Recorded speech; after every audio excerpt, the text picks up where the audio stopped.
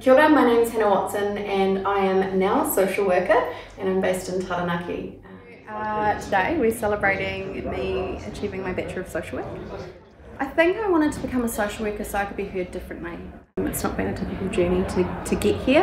I went into care when I was 10 and then my experiences in care weren't always positive. My last foster placement was kind of like a women's refuge halfway house here in Wellington, which wasn't safe.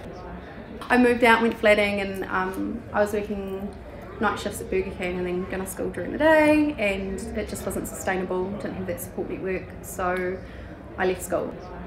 It's taken 7 years. It's been challenging going through a degree while working, while being a mum, and then also I've recently been diagnosed with ADHD, and so Open Poly worked out really well because the way in which I learned could be done in my own time, in my own space.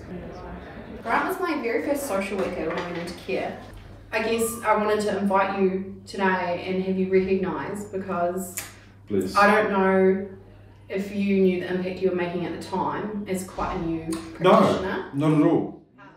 The practice that I observed when reading the notes reconciled with how I felt about myself at that age and how I felt about you being a safe person for me.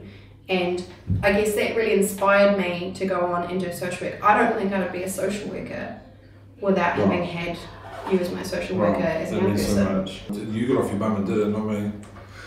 I still believe like the system's broken and it needs change, and it needs strong, fierce, passionate advocates that can recognise it's broken and come up with ways to try and support. I want to lift others up.